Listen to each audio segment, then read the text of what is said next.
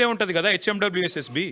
మరి అదే Hyderabad metro water supply sewerage బోర్డులో కుప్పకూలిపోతే సుంకిశాల వాళ్ళ మీద చర్యలు తీసుకోకపోగా, వాళ్ళని పనిష్ చేయకపోగా రివార్డ్ ఇస్తావా? కొడంగల్ ప్రాజెక్టు వాళ్ళకి ఇస్తావు, వాళ్ళకును ఇంకొక ఆయన ఎవరు మంత్రి పొంగులేటి శ్రీనివాసరెడ్డి గారికి ఇస్తావు. ఇద్దరు కలిపి 4,000 కోట్ల వరకు కొడంగల్ లిఫ్ట్ ఇరిగేషన్. ఇంకో దిక్కేమో ఇవాళ మళ్ళీ 7,400 కోట్ల వరకు మళ్ళీ అదే సంస్థకి. ఎవరైతే సుంకిశాల కూలిపోవడానికి కారకులో వారికే ఇస్తున్నారు. మరి కేంద్ర ప్రభుత్వానికి లేని మొహమాటం మీకెందుకున్నది? కేంద్ర ప్రభుత్వం బార్ చేసింది వాళ్ళని, ఎన్హెచ్లో మీరు పాల్గొనవద్దు అని చెప్పి వాళ్ళని బ్లాక్ చేసింది. మీరెందుకు చేస్తలేరు? ఇది క్రిమినల్ కుట్ర కాదా? ఖచ్చితంగా నేను అంటా ఉన్నా, ఇది దోపిడీ తప్ప ఇంకోటి కాదు. కాంట్రాక్టర్లతో కుమ్మక్కై 1,000 కోట్లు కొల్లగొట్టడానికి ఢిల్లీకి ముడుపులు పంపి సీటు కాపాడుకోవడానికి చేస్తున్న ప్రయత్నం తప్ప ఏమీ లేదని చెప్పి మళ్ళొకసారి నేను చెప్తా ఉన్నా.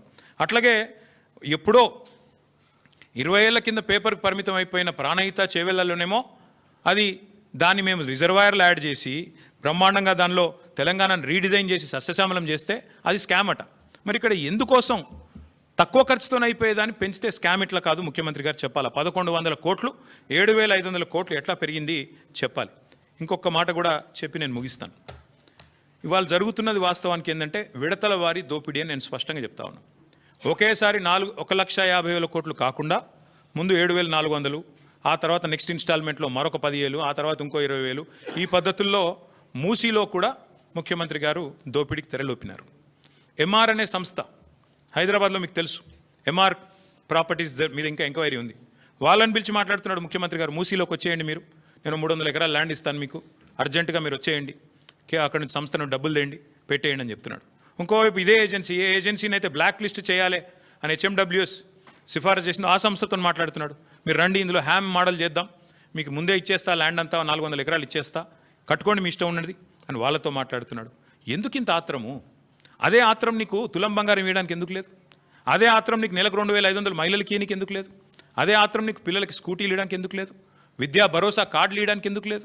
అదే ఆత్రం ముసలోళ్ళకి 4,000 పెన్షన్ ఇచ్చే విషయంలో ఎందుకు లేదు?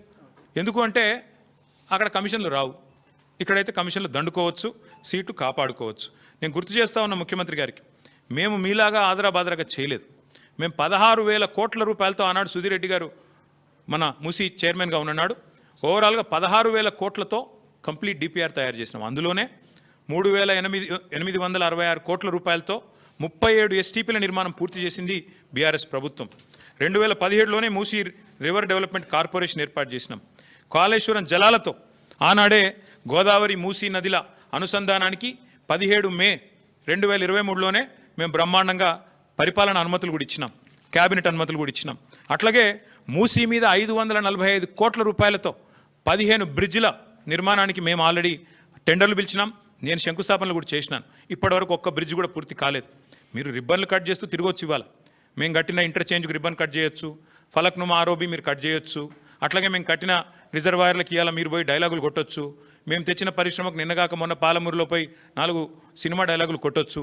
కానీ వాస్తవాలుగానే ఉంటాయి.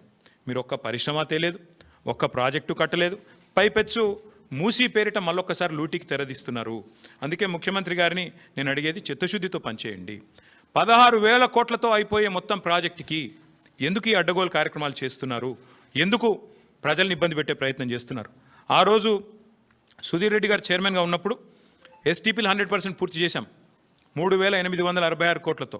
అట్లాగే ఉప్పల్ బగాయత్ దగ్గర ఒక 5 కిలోమీటర్లు మోడల్గా అక్కడ ఆల్రెడీ బ్యూటిఫికేషన్ కూడా పూర్తి చేసినాం. అట్లాగే ఒక్క ఇల్లు కూలగొట్టకుండానే అన్ని ఎస్టీపీలు కూడా పూర్తి చేసినాం. మూసీలో మూటల వేట కోసం మేము ప్రయత్నం చేయలేదు. ఇంజనీర్లను పంపించాం, బ్రిడ్జ్లు ఎట్లా ఉండాలి అని చెప్పి ప్యారిస్కి, లండన్కి, గ్రీస్కి పంపించాం. యూరోప్లో మంచి బ్రిడ్జెస్ ఉన్నాయంటే చూడ్డానికి పంపించినాం. చీకటి ఒప్పందాలు కుదుర్చుకోలేదు, చిల్లర పనులు చేయలేదు. ఇప్పుడు మళ్ళీ చెప్తా ఉన్నా, పూర్తి స్థాయిలో చెప్తా ఉన్నా, ఔటర్ రింగ్ రోడ్డు చుట్టూ మళ్ళీ హైదరాబాద్ ప్రజలకు నేను విజ్ఞప్తి చేస్తా ఉన్నా, ఔటర్ రింగ్ రోడ్డు చుట్టూ రింగ్ మెయిన్ మేము ఆల్రెడీ నిర్మాణం ఒక 50 కిలోమీటర్ల దాకా చేసినాం. మిగతాది కూడా పూర్తి చేసేది కేసీఆర్ ప్రభుత్వమే. మళ్ళీ వస్తాం, కేసీఆర్ ప్రభుత్వమే మిగతాది కూడా పూర్తి చేస్తుంది. తద్వారా రింగ్ మెయిన్ పూర్తి చేయడం ద్వారా ఏమవుతుంది, గోదావరి నీళ్ళు కానీ కృష్ణా నీళ్ళు కానీ భవిష్యత్తులో ఏనాటికి హైదరాబాద్కి ఇంకొక 500 సంవత్సరాలైనా కరువు లేకుండా చేసే బాధ్యత మాది. రోజుకు కాదు నల్లా నీళ్ళు, 24 గంటలు నల్లా నీళ్ళు ఇచ్చే బాధ్యత మాది. 1000% ఇది మా వాగ్దానం. మీకు వచ్చే ఎన్నికల్లో మా వాగ్దానం హైదరాబాద్ ప్రజలకి. ఈ ముఖ్యమంత్రి వల్ల కాదు అది. ఎందుకంటే ఆయన గేమ్, ఆయన గోల్ అంతా ఎంతసేపు డబ్బులు ఎట్లా సంపాదించాలని. ముఖ్యమంత్రి గారు మొన్న బయటపడింది ఆయన మనసులోని మాట. ఒక టీవీ చర్చలో చెప్తున్నాడు, కేసీఆర్ తప్పుడు నిర్ణయం తీసుకున్నారు, 20,000 లీటర్ల వరకు ఫ్రీ వాటర్ ఏదైతే ఇస్తున్నాం హైదరాబాద్లో అది చాలా తప్పు నిర్ణయం అన్నాడు ముఖ్యమంత్రి గారు. నేను మీకు ఇవాళ చెప్తా ఉన్నా, జిహెచ్ఎంసీ ఎన్నికల తర్వాత కాంగ్రెస్ ప్రభుత్వం ఫ్రీ వాటర్ స్కీమ్ కూడా రద్దు చేస్తుంది, రాసి పెట్టుకోండి. ముఖ్యమంత్రి గారి మనసులో మాట బయటపడ్డది. ఇవాళ మేము సిన్సియర్గా ఏదైతే ప్రయత్నం చేశామో దాన్ని కొనసాగిస్తాం. మీరు ఏదైతే ఇవాళ లూటీకి పాల్పడుతున్నారో దాన్ని కూడా అడ్డుకుంటాం. ఎందుకంటే తప్పకుండా మేము బీజేపీని కూడా అడుగుతున్నాం. మేము అడిగినాము భారతీయ జనతా పార్టీ వాళ్ళని, ఇన్ని స్కాములు జరుగుతుంటే మీరు ఎందుకు మాట్లాడతలేరు అని అడిగినాం. మీరే చెప్తారు ఆర్ఆర్ ట్యాక్స్ అని, మీరే చెప్తారు ఇంట్లో దోపిడీ అందులో దోపిడీ అని, మరి ఎందుకు విచారణకు ఆదేశిస్తలేరని అడిగినాం. ఇక కారణాలు వాళ్ళే చెప్పాలి. ఒకటి మాత్రం పక్కా, ఇదివరకు ఎట్లయితే హైదరాబాద్ దాహార్తి తీర్చినామో మరి గోదావరి నీళ్ళని తీసుకొచ్చి భవిష్యత్తులో కూడా మళ్ళీ హైదరాబాద్కి న్యాయం చేసేది, రింగ్ మెయిన్ ప్రాజెక్టు పూర్తి చేసేది, అల్టిమేట్గా మూసీ ప్రాజెక్టు కూడా పూర్తి చేసేది కేసీఆర్ ప్రభుత్వమే. కానీ ఈరోజు జరుగుతున్న దోపిడీ విషయంలో, ఈరోజు జరుగుతున్న ఈ క్రిమినల్ కుంభకోణం విషయంలో రాష్ట్ర ప్రజలు కూడా ఆలోచించాలి. కాళేశ్వరాన్ని బద్నాం చేయాలి, అంచనాలు పెంచాలి, బ్లాక్ లిస్ట్ చేయాల్సిన ఏజెన్సీకి కాంట్రాక్ట్లు అప్పచెప్పాలి. ఎవరి కోసం ఇదంతా? రాష్ట్ర ప్రజలు కూడా ఆలోచించాలని చెప్పి కోరుతూ, తప్పకుండా అవసరమైతే మా పార్టీ తరఫున న్యాయ పోరాటానికి కూడా వెనుకాడం. ఎందుకంటే మా తెలంగాణ భవన్ ఇదివరకే జనతా గ్యారేజ్గా మారిపోయింది. మూసి మొత్తం బాధితులంతా మా కాడికే వచ్చి మొరబెట్టుకున్నారు. ఇప్పటికీ న్యాయ పోరాటం చేస్తూనే ఉన్నాం. భవిష్యత్తులో కూడా ఈ కుంభకోణం మీద కూడా తప్పకుండా మా పార్టీ తరఫున న్యాయ పోరాటం చేస్తామని చెప్పి కూడా మీ అందరికీ తెలియజేస్తూ, మీ అందరికీ thank you.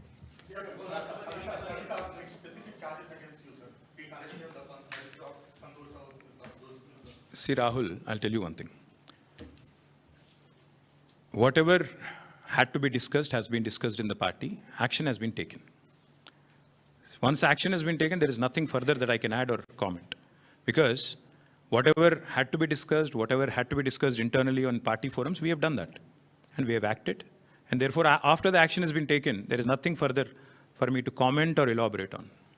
Thank you. Yes, ఇప్పుడు దాదాపు 20-25 రోజుల కింద అనుకుంటాను ఉపరాష్ట్రపతి ఎన్నికల ఘట్టానికి తెరలేసినప్పుడు మేము స్పష్టంగా చెప్పాం, రాష్ట్రంలో 70 లక్షల మంది రైతులు, ఈరోజు మనం ఈ నిమిషం ఇక్కడెక్కడైతే మాట్లాడుతున్నామో, ఈరోజు మనం ఇక్కడున్నాం హైదరాబాద్లో, లక్షల మంది రైతులు ఇవాళ క్యూలలో ఉన్నారు ఎరువుల దుకాణాల ముంగట.